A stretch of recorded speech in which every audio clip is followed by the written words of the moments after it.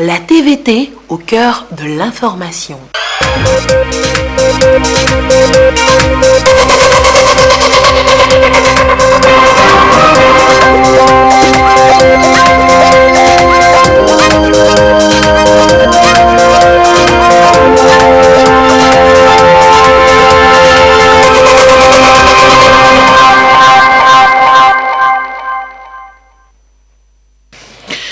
Ce mercredi 23 décembre s'est tenu le Conseil des ministres sous la présidence du chef de l'État, Faure Essozimna Gnassingbé. Les grandes décisions du Conseil dans cette édition.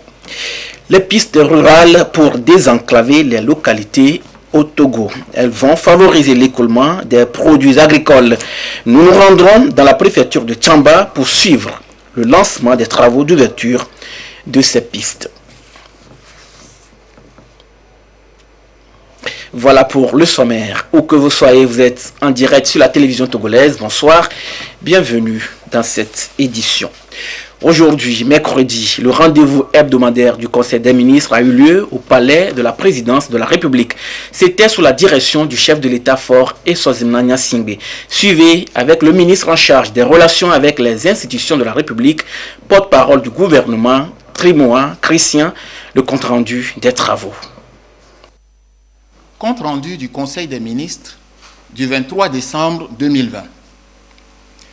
Le Conseil des ministres s'est réuni au nouveau palais de la présidence de la République sous la présidence de son Excellence, M. Faure Essozimna Gnassingbé, président de la République. Le Conseil a examiné un avant-projet de loi, 2 décrets et écouté 7 communications. Au titre des avant-projets de loi, le Conseil a adopté l'avant-projet de loi relatif au casier judiciaire national automatisé. Cet avant-projet de loi vise un aménagement du cadre légal permettant d'asseoir la nouvelle organisation du casier judiciaire dans les meilleurs délais. À titre de rappel, la loi relative au casier judiciaire national automatisé permettra à terme de soumettre les demandes de casier judiciaire en ligne, quel que soit l'endroit où l'on se trouve sur le territoire national. Cette réforme majeure, qui s'inscrit dans la volonté du gouvernement de dématérialiser les principales procédures administratives et judiciaires, vise à simplifier le quotidien des populations et sera opérationnelle dans toutes les juridictions du Togo à partir d'avril 2021. Au titre des projets de décret, le Conseil a examiné en première lecture un projet de décret portant attribution, organisation et fonctionnement du Conseil supérieur du développement et de l'aménagement du territoire. Ce Conseil est l'organe d'orientation, d'approbation et de décision en matière de développement et d'aménagement du territoire.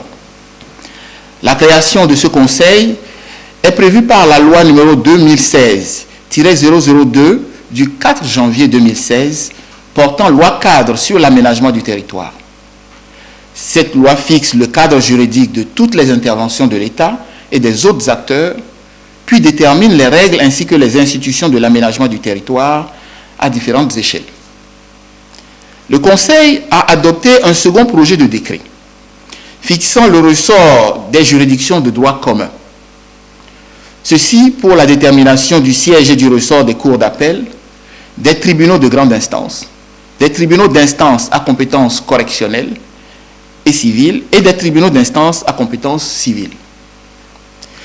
Ce décret vient en application de la loi 2019-015 du 30 octobre 2019 portant code de l'organisation judiciaire qui prévoit des cours d'appel, des tribunaux de grande instance, des tribunaux d'instance à compétence correctionnelle et civile et des tribunaux d'instance à compétence civile. En synthèse, le texte prévoit dans le cadre des 2 cours d'appel Lomé et Kara, 5 tribunaux de grande instance, 9 tribunaux d'instance à compétence correctionnelle et civile, 16 tribunaux d'instance à compétence civile. Au titre des communications, le Conseil a entendu une communication relative à la politique du secteur informel présentée par le ministre auprès du président de la République, chargé de l'inclusion financière et de l'organisation du secteur informel en vue de soumettre la revue de la politique du secteur informel. Cette politique vise l'amélioration de manière durable et substantielle des conditions de vie des opérateurs du secteur informel en les intégrant progressivement au secteur formel. En termes d'objectifs spécifiques, la politique entend entre autres renforcer le cadre organisationnel et les capacités institutionnelles des acteurs du secteur, tels que la délégation à l'organisation du secteur informel, DOSI, et contribuer au développement des services financiers innovants, ainsi qu'à la mise en place d'une protection sociale des acteurs de la micro-entreprise. Le Conseil a écouté une seconde communication relative à la politique nationale sur les enseignants, présentée par le ministre des Enseignements primaires, secondaires, de la formation professionnelle et de l'artisanat, en vue de soumettre un projet de décret portant adoption de la politique nationale sur les enseignants. Cette politique est structurée autour de 3 axes stratégiques qui traitent des aspects suivants. Le premier axe porte sur l'efficacité des enseignants et précise les normes d'exercice de la profession enseignante, la formation des enseignants, le recrutement et la rétention des enseignants et leur déploiement rationnel sur tout le territoire national. Le deuxième axe concerne la motivation des enseignants et regroupe la structure et le parcours de carrière, les conditions d'emploi et de travail, la gratification et la rémunération, ainsi que la gouvernance scolaire comme facteur de motivation, de suivi et de bonne performance des enseignants. Le troisième axe traite du professionnalisme des enseignants, précisément leur redevabilité, la prévention des conflits entre les employeurs et les organisations d'enseignants, en mettant en place des mécanismes de concertation permanente et de participation aux prises de décision. Le Conseil a écouté une troisième communication relative au processus de mutation dans le secteur de la communication et des médias au Togo, présentée par le ministre de la Communication et des Médias, afin de soumettre au Conseil les réformes prévues dans le cadre du nouveau Code de la presse et de la professionnalisation du secteur.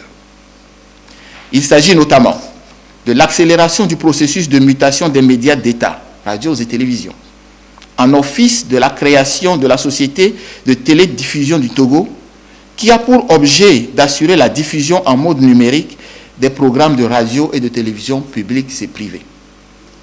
Il s'agit, conformément à la loi 2020-001 du 7 janvier 2020, relative au Code de la presse et de la communication en République togolaise, qui réorganise l'exercice du métier de journaliste, de mettre en œuvre les réformes visant à fixer les modalités de délivrance, de renouvellement, de suspension ou de retrait de la carte de presse et d'accréditation des envoyés spéciaux et correspondants permanents de presse au Togo. La communication suivante est une communication conjointe relative aux actions de modernisation du réseau routier togolais et des dispositifs de péage présentés par le ministre des Travaux publics. De 2005 à 2020, plus de 1500 milliards ont été investis dans le domaine des infrastructures routières dans notre pays. L'automatisation récente de nombreux postes de péage et la nécessité d'assurer une maintenance efficace conduit le gouvernement à envisager un ajustement des contributions des usagers à cet effort national. Pour mémoire, chaque année, le besoin de financement pour l'entretien régulier des routes revêtues, non revêtues, s'élève à environ 30 milliards de francs CFA, tandis que les ressources budgétaires totales mobilisées se situent en moyenne autour de 17 milliards CFA par an. Afin de combler cet écart, les tarifs des contributions des usagers, les engins à 2 roues, les tricycles, les véhicules légers, les véhicules poids lourds de toutes catégories seront ajustés d'ici les prochaines semaines afin de tenir compte des enjeux d'entretien et de modernisation de notre réseau routier.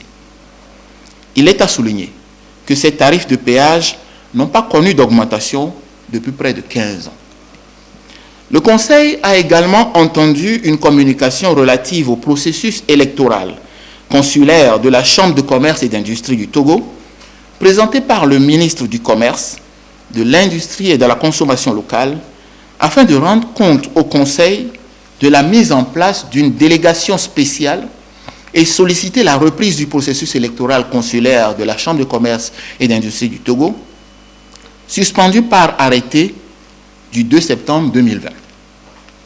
En effet, compte tenu des retards et difficultés que le processus électoral a connus, et face à la situation de vacances liée à la fin de mandat de la présente Assemblée consulaire intervenue le 18 décembre dernier, le ministre a mis en place une délégation spéciale chargée d'une part de la gestion des affaires courantes de la Chambre de commerce et d'industrie et d'autre part de l'organisation du processus électoral. Le Conseil a recommandé que cette équipe puisse proposer une refonte des tests organiques de la Chambre de commerce et d'industrie du Togo en s'inspirant des meilleures pratiques en la matière. S'en est suivi une communication relative à la tenue de la 21e session du dialogue politique Togo-Union européenne, présentée par le ministre des Affaires étrangères, de l'intégration régionale et des Togolais de l'extérieur.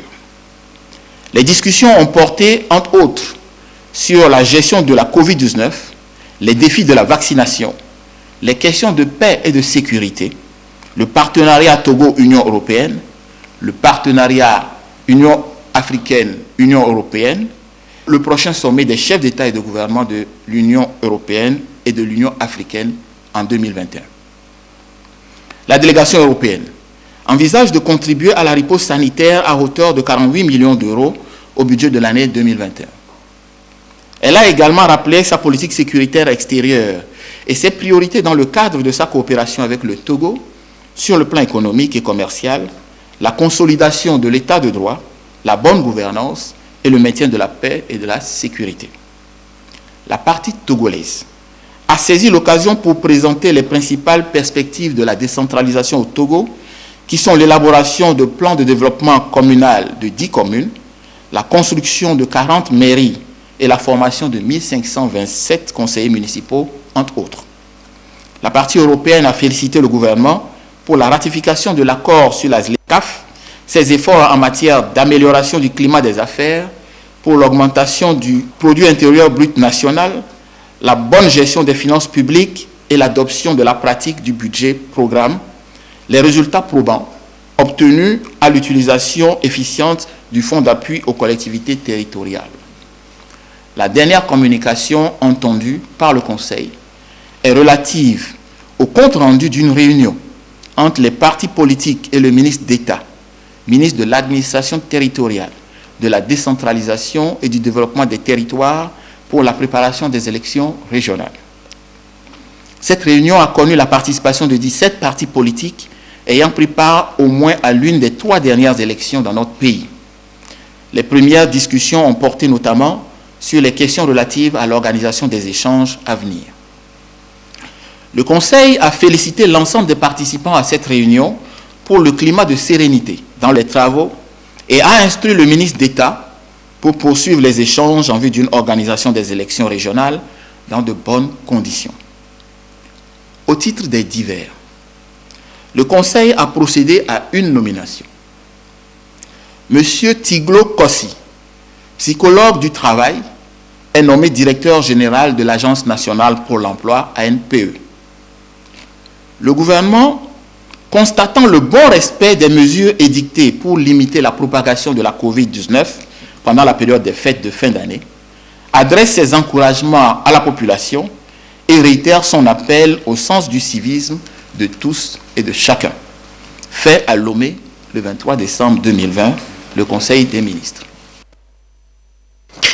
Juste après la présentation du compte-rendu du Conseil des ministres, les 2 ministres porte-parole du gouvernement ont répondu aux questions des professionnels des médias, suivant un extrait de cette conférence de presse.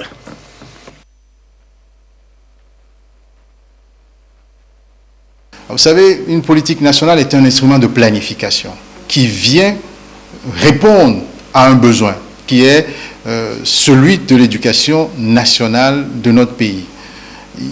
Il faut le dire, notre éducation nationale est clairement à la croisée des chemins. Et il faut un certain nombre de réformes pour projeter l'éducation de demain. Et ces projets de réforme sont compris dans la politique nationale de l'éducation à venir. Cela a été relevé lors du compte-rendu Il s'agit d'une politique qui s'organise autour de 3 axes principalement. Donc on l'a vu, la recherche de l'efficacité de l'enseignement. Efficacité de l'enseignement par la qualité du recrutement, par la qualité de la formation, par l'objectivité et la pertinence du redéploiement des enseignants sur toute l'étendue du territoire. Et dans un instant, l'intégralité de la conférence de presse qui a suivi le Conseil des ministres, conférence de presse présidée par les 2 ministres porte-parole du gouvernement. Direction Agba-Wilga dans la préfecture de Tchamba.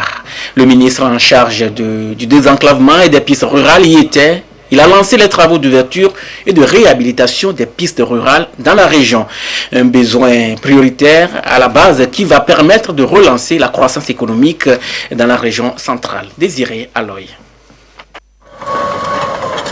Un bulldozer en action, le ministre du désenclavement et des pistes rurales, Kanfitine Tchédé Issa, donne le ton des travaux de l'ouverture de la piste rurale Agba-Wilga, Koferdia, Hezoude, 14 km, pour un coût global d'environ 217 millions de francs CFA. Agba-Wilga, Alibi 1, 30 km au sud de la ville de Tchamba, point de départ du vaste chantier avec élimination des points critiques au niveau de la région centrale. Cette remise officielle du site s'inscrit dans le cadre des préoccupations des bénéficiaires. Nous avons l'occasion d'être instruits par le chef de l'État, son Excellence M. Faure Essosimna Gnassingbé, sur la qualité des travaux. Nous avons mis en place à cet effet 4 niveaux de contrôle. Premier niveau, c'est le cabinet qui a la charge de contrôler en permanence les travaux. Lui, il est désigné contractuellement. Le second niveau, nous avons le ministère lui-même à travers ses équipes de suivi périodique. Le troisième niveau, c'est l'implication des représentants des collectivités territoriales. Et le quatrième niveau, c'est le comité de pilotage même, lui-même. Et ça, c'est au niveau gouvernemental. Voilà, donc pour obtenir la qualité des travaux, chaque équipe doit jouer son rôle. La phase opérationnelle du vaste programme de 4000 km de pistes rurales au plan national démarre. Agba-Wilga, Hezoude, c'est un tronçon de 14 km où nous avons des travaux d'ouverture, de reprofilage ainsi que de rechargement systématique. Nous avons également 6 ouvrages à exécuter sur le tronçon. La particularité de ce projet est que nous avons un ouvrage de 27 mètres d'envergure à exécuter. Un dallo de quintuple 5x5. Nous nous engageons à exécuter les travaux selon les règles de l'art. Après la tournée nationale d'échange du ministre avec les acteurs, les populations touchent du doigt la réalité de cette ambitieuse politique de grands travaux à la base du chef de l'État. Un projet très attendu. Ce projet qui vient d'être lancé va permettre à nos populations enclavées qui sont derrière les forêts ici de facilement atteindre nos hôpitaux, nos dispensaires, nos centres de santé afin de traiter leurs problèmes de santé. Aujourd'hui, les pistes, la piste qu'on ouvre, elle traverse même une forêt communautaire.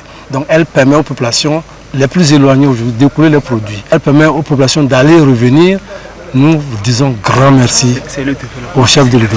Le ministre a cadré tous les acteurs, surtout les entrepreneurs. Il a insisté sur la qualité des travaux. Que chacun apporte son expertise pour réussir le projet dans la région centrale. Après le lancement, le ministre Tchédé Issa a fait le déplacement de Krikri à Djaïdé. Du PK0 ici, une piste reliera Krikri, Agbandaoudé, Toboni, Tchembere, Soudou, Penzingde dans la Kara. Le ministre sur le tronçon, un besoin à la base dont l'exécution des travaux prévus pour bientôt, à la fin de l'étude en cours. Ces dernières années, un accent particulier est accordé au développement à la base. Plusieurs projets et programmes sont exécutés ou sont en cours d'exécution pour que personne ne soit laissé de côté où qu'elles soient. Dans la région de la Kara, des établissements ont bénéficié des cantines scolaires et des villages sont dotés de plans d'action de développement. Nestor Mouzou s'est rendu sur le terrain pour constater. Suivez son reportage.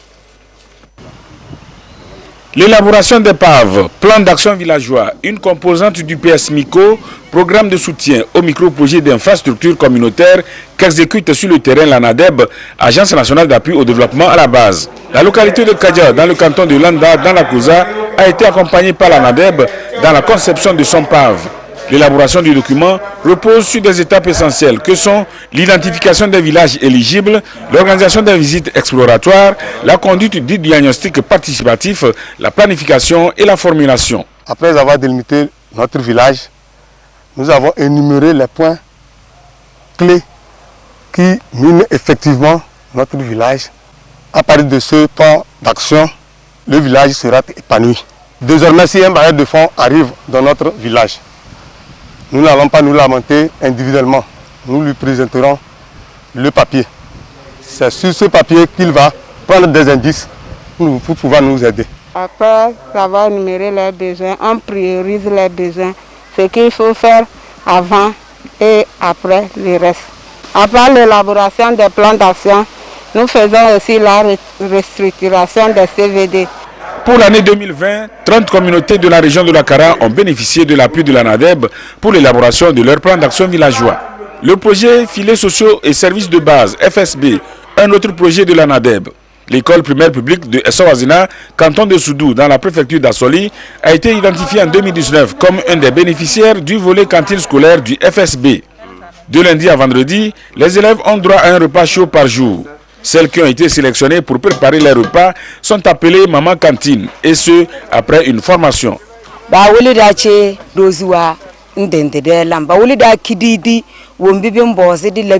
Nous avons eu à renforcer nos capacités par rapport à la préparation des différents plats et nous appliquons les instructions que nous avons eues. Nous varions le menu au jour le jour. Avec l'apparition du coronavirus, nous respectons les mesures barrières. Toujours concernant la formation, elle nous aide, même dans nos foyers. Nous remercions l'ANADEB.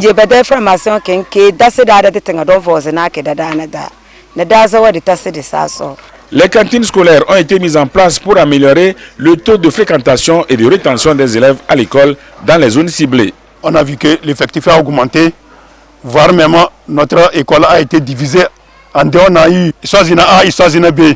Actuellement, nous comptons plus de 100 élèves en A, plus de 100 élèves aussi en B. Nous manquons des mots pour remercier le gouvernement. Les cantines scolaires touchent 64 écoles dans la région de la Kara pour plus de 124 500 élèves. Promotion et valorisation de l'artisanat au Togo. Les acteurs du secteur venus de tout le Togo ont clôturé ce jour une rencontre sur l'élaboration des actions prioritaires à exécuter. Il est question de donner un nouvel élan à ce levier de l'économie nationale pour plus d'impact conformément aux ambitions du pays. Ramdan Bassina. Le secteur de l'artisanat emploie près de 1 million de professionnels et contribue à plus de 18% du PIB. Ici, il est question d'identifier les besoins prioritaires des acteurs et de promouvoir le secteur. C'est pour corriger ce que nous faisons déjà sur le terrain, qu'on nous a demandé de prioriser. Nous avons trouvé de nouveaux plans d'action par rapport au PND. On a retracé les activités par rapport à ces PND. Comme ça, les artisans ne vont plus rester s'évader comme ça. Donc, ils seront sur une mesure sur laquelle ils travaillent. Et ces travaux qu'ils vont faire seront en lien avec le développement. Venus de toutes les régions du Togo, les artisans s'accordent avec leur ministère de tutelle sur l'urgence de passer à la phase active des actions. Ceci conformément à la feuille de route du gouvernement. Toute structure qui se veut efficace doit procéder à la planification, à la priorisation et à l'évaluation, budgétisation et le suivi rigoureux de ces projets et activités. Cet atelier s'inscrit donc dans les conditions de fonctionnement qui visent l'efficience, la performance et la rentabilité à partir de la responsabilité de chaque acteur pour la réussite collective. Le gouvernement s'honore de cette bravoure et de la qualité de travail que les différents corps de métier produisent et s'engage à cet effet à multiplier les opportunités pour toutes les couches afin de s'épanouir à travers l'artisanat. La voie est donc balisée pour donner un nouveau souffle au secteur de l'artisanat au Togo. Ce plan d'action opérationnel 2021-2023 est un outil novateur pour booster le domaine. La politique nationale de la recherche et de l'innovation met l'accent sur divers axes en lien avec le plan national de développement PND. Avec Antoinette Romovovo, prenons connaissance des grandes orientations de cette politique en matière de recherche et d'innovation. L'une des plus belles alliées de l'innovation est la recherche scientifique. Le Togo s'est engagé depuis l'époque coloniale à faire de la recherche une réalité. Depuis la création du centre de recherche sur le coton à Tové en 1902, des efforts sont faits à travers la mise en place de divers centres d'excellence, notamment le CERSA, qui contribue à la recherche scientifique dans le pays. De la politique nationale de la recherche et de l'innovation, on attend donc beaucoup. Les grandes orientations dans cette politique, c'est d'abord comment trouver de financement pour la recherche. Vous savez, la recherche, c'est le parent pauvre. C'est dit au niveau des États de l'Union africaine qu'il faut investir 1% de PIB dans la recherche. Mais chez nous ici, au Togo, nous devons nous situer entre 0,15 et 0,22% du PIB. Et en comparant avec un pays comme le Kenya qui va jusqu'à 0,8%.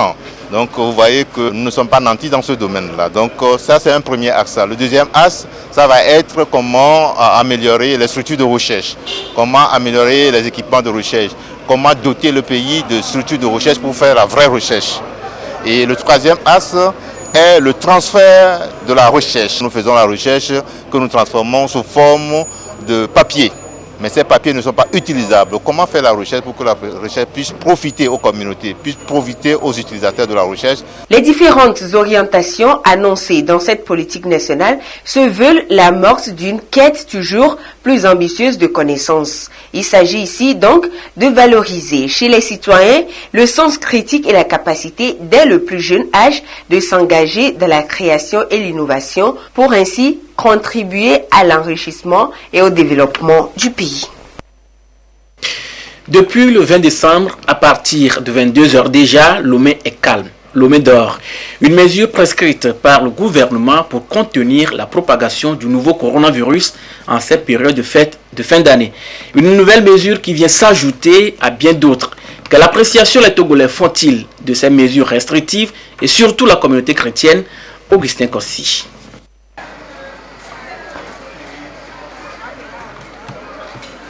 Par rapport aux dernières mesures prises par le gouvernement en ce qui concerne la pandémie, je trouve que c'est une bonne chose. Nous avons l'habitude, en tant que citoyens togolais, en tant que chrétiens, d'aller au minuit chrétien. Il ne faut pas oublier la maladie et puis se faire contaminer.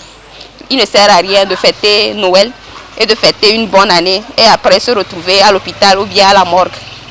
Donc je pense que le gouvernement a bien pris les mesures. Lomé contrainte donc de vivre les fêtes de fin d'année, pas comme les autres.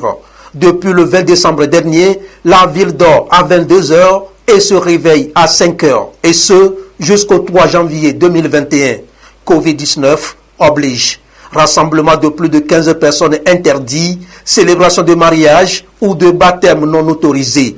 De nouvelles mesures restrictives imposées par le gouvernement pour limiter la propagation du virus en ces périodes de fêtes. Mesures diversement appréciées. Pendant toute cette année que nous avons traversée, nous avons besoin à cette fin d'année de célébrer, de nous réjouir entre amis. L'essentiel c'est quand même que Dieu nous protège. Et c'est très bien d'entendre aujourd'hui si le gouvernement essaie quand même de se soucier de nous en essayant de trouver des mesures pour pouvoir nous protéger de cette maladie-là qui détruit beaucoup de gens. Je prévoyais passer vraiment ce temps de fin d'année, surtout pour les dernières minutes de l'année 2020, un temps vraiment d'action de grâce pour rendre grâce à Dieu. Ce n'était pas vraiment facile à digérer. Il y a toujours les chiffres, le nombre de cas contacts, le nombre de malades et de décès qui sont toujours en croissance.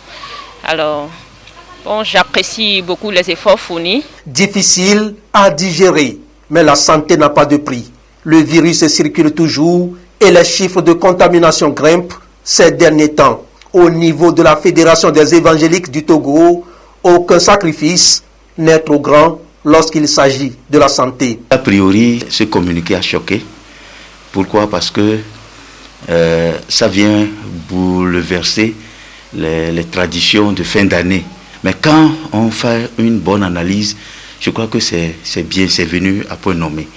Parce que si nous écoutons les informations, la manière dont ce virus refait surface, et avec cette nouvelle forme, je crois que le gouvernement se soucie du bien-être de sa population.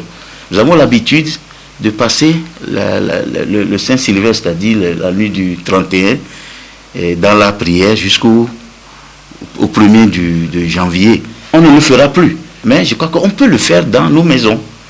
On peut le faire en famille, même si c'est difficile, c'est pour notre bien. Respectons les mesures restrictives. Le respect de toutes ces mesures est à l'avantage de tous. Le nouveau coronavirus se propage et on parle de nouvelles souches extrêmement contagieuses que la première. En attendant le jour nouveau avec les vaccins, l'on devra encore traverser les jours sombres dans l'observation des directives indiquées. Et à ce jour, mercredi 23 décembre 2020, la situation de la pandémie au nouveau coronavirus se présente comme suit au Togo. Le nombre de cas confirmés est de 3494, 27 nouveaux cas depuis hier. Le nombre de personnes guéries est de 3131, 40 nouveaux guéris depuis hier.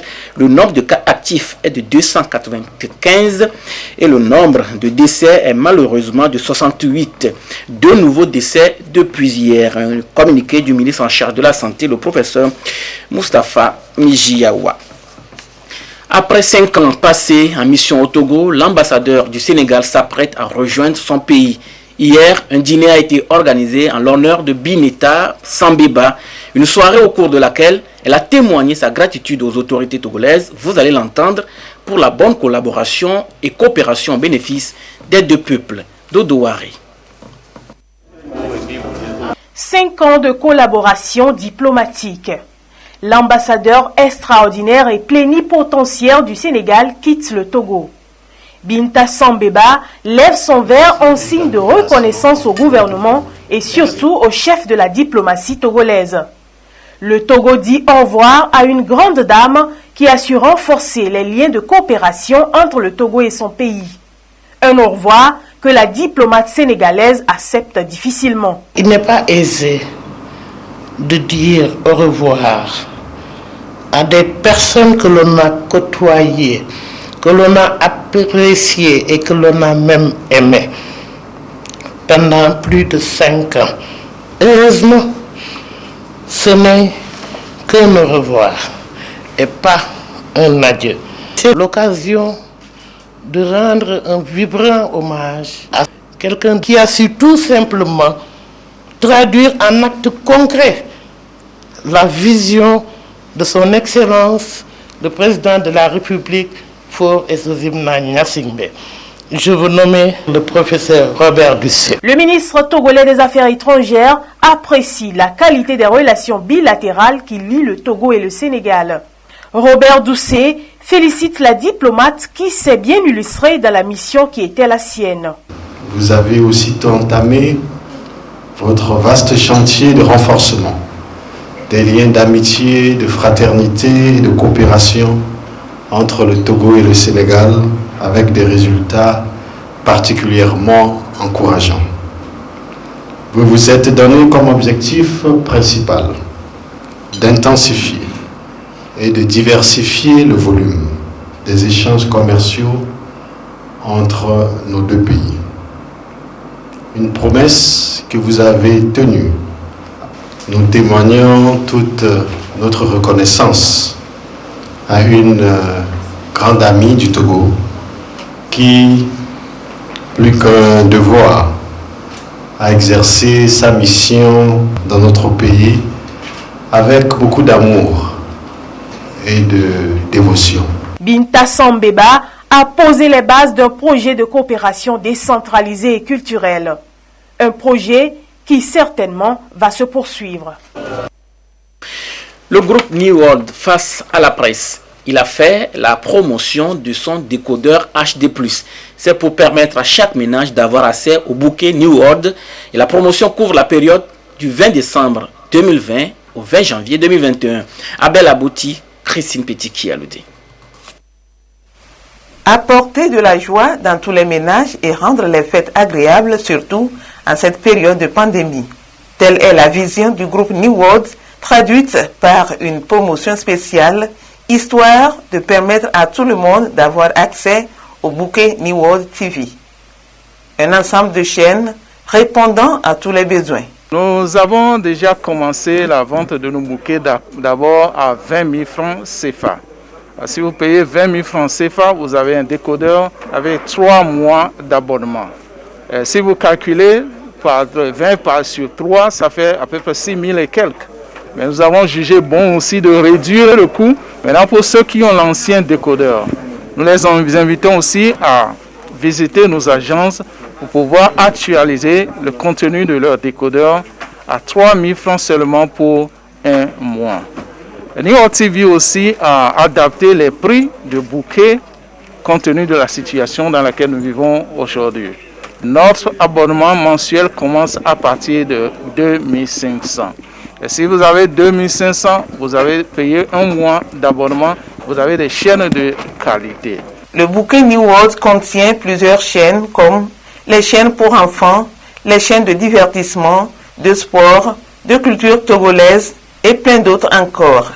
Avec 5 000 francs seulement, disposez du décodeur en HD+, avec une qualité d'image exceptionnelle.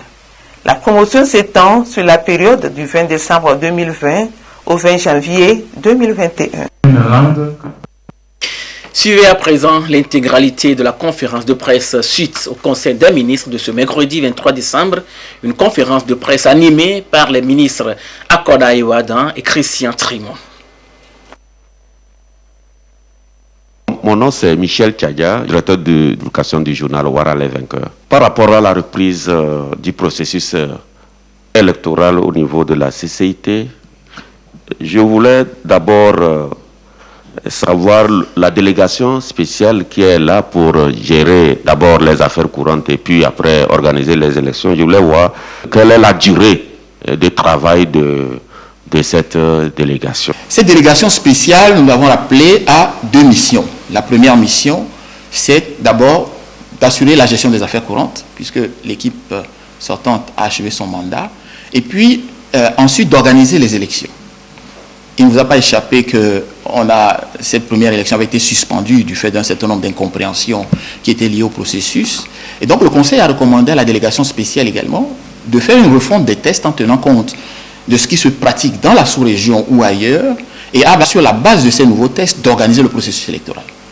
La délégation spéciale a pour cela un mandat de 3 mois, renouvelable une seule fois. Donc au total, maximum 6 mois.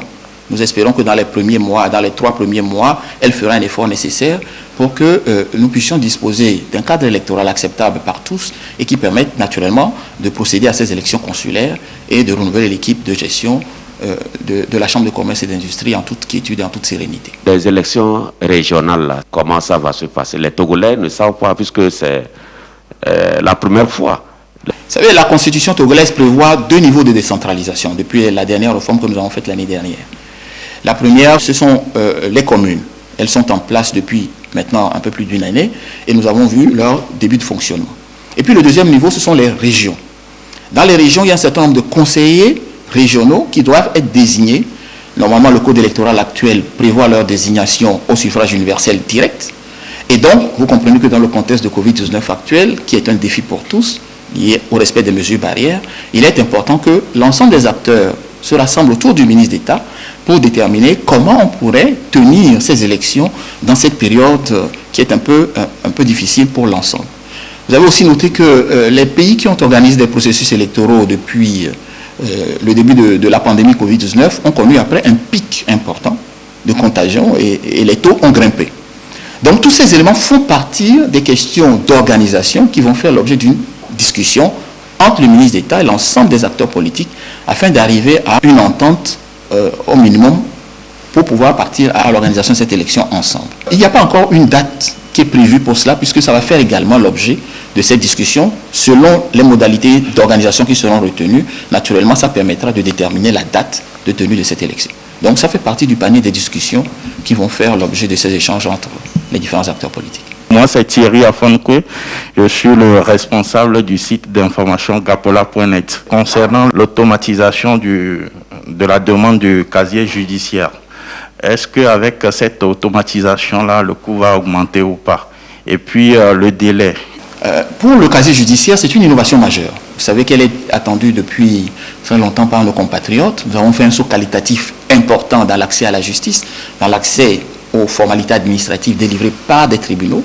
Vous avez évoqué l'importance du casier judiciaire. Et dans les précédentes communications qui avaient été faites en Conseil des ministres, l'accent était mis précisément sur la rapidité, la facilité d'accès et aussi la simplification, donc l'allègement des coûts d'accès au casier judiciaire. Parce que le coût du casier judiciaire, ce n'est pas simplement les 500 francs que vous payez, c'était aussi les coûts inhérents au déplacement lorsque vous n'êtes pas dans la localité de votre naissance. Aujourd'hui, il y a une économie d'échelle puisque vous pouvez faire la demande partout où vous vous trouvez en ligne et recevoir votre casier judiciaire. Si le ministère de la Justice aujourd'hui propose de décaler vers le mois d'avril, c'est parce que le dispositif technique est actuellement en train d'être testé. Et donc, je ne peux pas pour l'instant vous donner un délai minimum de délivrance parce qu'au bout de ce premier texte technique, qui est purement technique, on pourra apprécier les délais. D'autres communications suivront sur le sujet. Et de la même manière également, la question de la revue des coûts, donc des 500 francs que vous évoquiez également, les tarifs vont être affichés par le ministère de la Justice. Donc, on aura une deuxième communication également sur ces coûts. Parce que vous savez que l'un des impacts attendus de cette réforme, c'est également de réduire le maximum de circulation physique de l'argent. L'idée, c'est qu'à partir du moment où on peut payer en ligne, on va réduire également le coût que comporte le paiement physique ou le paiement manuel. Donc, il n'est pas exclu, mais je ne peux pas vous le dire tout de suite, que ce coût, naturellement, soit à la baisse. Mais il y a un investissement qui a été fait également. Donc, d'ici là, nous aurons plus de précisions sur les coûts. Après cette période de test et avant le lancement qui sera fait en avril, on communiquera sur le sujet. Et donc, vous aurez la totalité des informations et nos compatriotes également pour pouvoir accéder à ce service important. La politique de l'inclusion financière. Alors, cette politique-là a été engagée par le gouvernement. Ça fait plus de 5 ans déjà. Aujourd'hui, quel est l'impact sur la population? Donc, avec votre permission, je vais laisser un peu la parole à mon collègue également pour intervenir sur les deux questions que vous avez posées à la suite. L'inclusion financière reste un des bras armés de la politique du gouvernement. L'idée de base est celle qui devrait permettre à ceux et celles de nos concitoyens qui sont dans une situation de précarité importante d'accéder aux biens ou aux soins ou plus haut à une certaine dignité. Alors au total, aujourd'hui, selon les rapports qui sont disponibles, il est possible d'affirmer que plus de 1 700 000 de nos concitoyens ont été personnellement atteints par les différents mécanismes d'inclusion sociale mis en place par le gouvernement. On peut citer aussi le taux de bancarisation de nos concitoyens qui, au regard des dernières estimations, s'élève à 78% de façon générale. Et si on prend le Grand Lomé, les adultes sont bancarisés à plus de 25%. Alors, comparaison n'est pas raison, certainement, mais à ce niveau-là, nous sommes devant nos concitoyens. Alors, tout ceci pour dire que la question de l'inclusion financière est une problématique qui doit être menée sur la durée. Et vous avez pu observer que cette problématique revient dans le budget de 2021, avec une part importante de ce budget-là allouée aux questions relatives aux domaines sociaux. Aujourd'hui, vous parlez d'un projet de la politique nationale sur les enseignants. Est-ce que ça sera un ensemble si ce projet ou ce projet de décret passait? Est-ce qu'on aura une meilleure qualité de l'éducation nationale? Merci. Vous savez, une politique nationale est un instrument de planification. Un instrument de planification qui vient répondre à un besoin, qui est celui de l'éducation nationale de notre pays. Il faut le dire, notre éducation nationale est clairement à la croisée des chemins. Et il faut un certain nombre de réformes pour projeter l'éducation de demain. Et ces projets de réforme sont compris dans la politique nationale de l'éducation à venir. Cela a été relevé lors du compte-rendu. Il s'agit d'une politique qui s'organise autour de 3 axes principalement. Donc on l'a vu, la recherche de l'efficacité de l'enseignement. Efficacité de l'enseignement par la qualité du recrutement, par la qualité de la formation, par l'objectivité et la pertinence du redéploiement des enseignants sur toute l'étendue du territoire. L'autre axe sur lequel un travail sera fait, c'est la motivation. Et lorsqu'on parle de la motivation, on peut dire de façon très pragmatique, parler de la rémunération des enseignants, des questions relatives à la construction d'une véritable carrière et à la pérennité dans la carrière enseignante. Le 3e axe va concerner le professionnalisme. Aujourd'hui, lorsqu'on est enseignant, il y a un niveau de redevabilité qu'il faut observer. Et cet axe-là permettra également de préparer un certain nombre de mécanismes de prévention des conflits. Lorsqu'on vit en société, lorsqu'on est en groupement, les conflits peuvent naître, c'est un fonctionnement normal de la société. Mais le fait d'avoir des mécanismes qui permettent de prévenir ces conflits peut nous éviter un certain nombre de désagréments. Alors, pour aller plus loin, il faut dire aussi que la politique nationale de l'enseignement à venir est une politique nationale. Elle porte bien son nom dans la mesure où elle va concerner toutes les composantes de l'enseignement. Je pense ici à l'enseignement public, à l'enseignement privé et à l'enseignement confessionnel.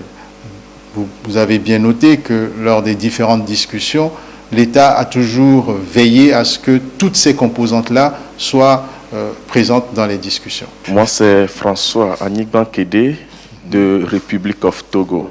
L'État veut réajuster les tarifs au péage, ce qui va impacter les frais de transport, ce qui va impacter les prix des produits de première nécessité. Est-ce que c'est une décision opportune? Vous savez, c'est une question très importante. La contribution des citoyens, d'abord à la construction d'infrastructures nationales d'importance comme les routes, les autoroutes, mais également la possibilité de s'approprier ces ouvrages. Il y a une citoyenneté à manifester, un civisme à avoir à cela. Les routes qui sont faites actuellement, et je pense que nos compatriotes apprécient la qualité des infrastructures routières qui sont mises en place depuis un certain temps par le président de la République, et nos voisins, les pays de la sous-région, des visiteurs étrangers qui viennent au pays, au Togo, apprécient également ce développement routier important. Mais vous savez que le Togo également a lancé, dans le cadre du PND, mais également dans la feuille de route actuelle, l'exploitation optimale des infrastructures, des investissements qui ont été faits sur le port de Lomé, sur l'aéroport.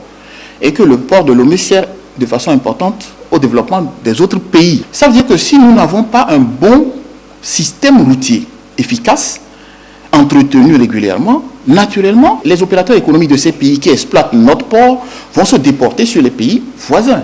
Il y a de la concurrence dans le secteur. Nous devons investir sur le port, sur l'aéroport certes, mais également organiser les dessertes qui permettent à ces marchandises qui partent du port d'arriver à leur destinataire et de rester dans un esprit concurrentiel. Si vous tenez compte de ces éléments, nous ne pouvons pas aujourd'hui nous dispenser d'investir sur la route. Donc nous devons d'abord nous approprier cette infrastructure en tant que citoyens. La deuxième raison, le Conseil l'a évoqué dans son compte rendu tantôt, la SAFER, qui s'occupe aujourd'hui de l'entretien routier, a des recettes de 17 milliards environ pour une dépense d'entretien qui est de 30 milliards. Le gouvernement fait le choix de mettre aujourd'hui un accent particulier sur les secteurs sociaux. Et donc, naturellement, on ne peut pas redégager du financement pour aller entretenir les routes, sinon on en prive le secteur social. Et donc, il faut regarder tous ces éléments et les mettre en perspective. La troisième, vous avez constaté comme nous que de nouvelles dessertes sont ouvertes sur la route La Côtière qui va vers la Néro, sur Lomé-Palimé. Et puis, nous sommes en train de lancer le grand chantier de l'autoroute de l'unité qui part de Lomé jusqu'à Saint-Cassé et qui donne un développement. Vous avez vu, Madame le Premier ministre a fait la revue des chantiers récemment et je crois que quelques images des chantiers ont montré l'envergure des investissements qui sont faits. Il est évident que sur ces investissements-là, naturellement, nous devons appeler à une contribution, ne serait-ce que pour leur entretien. de sorte que nous puissions continuer à utiliser des infrastructures bénéfiques pour nous. Et puis, dernier point important pour chacun des usagers. Lorsque vous investissez, vous acceptez de payer ces péages-là, vous économisez en réalité la maintenance de votre propre véhicule. Entre rouler sur des routes caboteuses avec des nids de poules, vous fatiguez vos amortisseurs, votre moteur s'encrasse, le volume que vous investissez à l'entretien de votre véhicule n'est pas égal au montant que vous investirez sur un péage avec une autoroute qui vous permet donc d'économiser tout ce que vous allez investir sur l'entretien de votre véhicule. Donc si vous voyez les choses de cette manière, automatiquement vous vous rendez compte que c'est un investissement payant d'un point de vue national. Il est payant d'un point de vue individuel parce que à l'échelle nous faisons une économie. Et puis troisième, au plan national vis-à-vis des pays voisins, nous sommes en bonne concurrence. Donc quand vous mettez tous ces éléments bout à bout, vous vous rendez compte que c'est un véritable gain que de participer à cet effort citoyen de construction de nos routes. Et je voudrais terminer sur un dernier point concernant ces routes. Et je crois qu'il faut surtout garder à l'esprit aujourd'hui que nous avons une vraie ambition pour notre pays, que les routes y contribuent de façon importante, que nous devons aussi garder à l'esprit, nous avons lancé récemment une politique de la sécurité routière, etc., qui va avec. Et donc, naturellement, nous devons garder à l'esprit aussi que nous devons, sur ces routes-là, rouler de façon à pouvoir garder la vie. Donc, il faut faire un lien avec l'ensemble de ces questions-là. Les péages nous aident à payer une part de l'investissement, à continuer l'entretien des routes. Et vous avez évoqué les incidences possibles sur le surcoût du transport, sur le surcoût de la vie. Naturellement, le gouvernement veillera à ce que ces petites augmentations qui se feront sur les péages n'aient pas d'incident sur le coût des matières, le coût des produits de première nécessité, sur le coût du transport. Et ça aussi, ça fait partie de la citoyenneté. Il faut que les transporteurs ne saisissent pas le prétexte d'une augmentation minimale sur un péage pour systématiquement généraliser une augmentation des coûts du transport, parce que ça va avoir une incidence en cascade. Mais en tout cas, le gouvernement, pour sa part, prendra sa responsabilité par rapport à cela et fera en sorte que cette augmentation, si elle advenait, resterait d'abord dans des proportions supportables, et puis ensuite qu'elle n'ait pas une incidence globale sur le pouvoir d'achat de nos compatriotes, parce que les produits divers auront également pris de la valeur dans le cadre de cette opération. Par rapport au renouvellement, à la demande ou bien à la délivrance de la carte de presse, nous savons que le nouveau code de la presse a déjà des dispositions qui parlent de ce sujet et que la HAC a déjà commencé par mettre en application.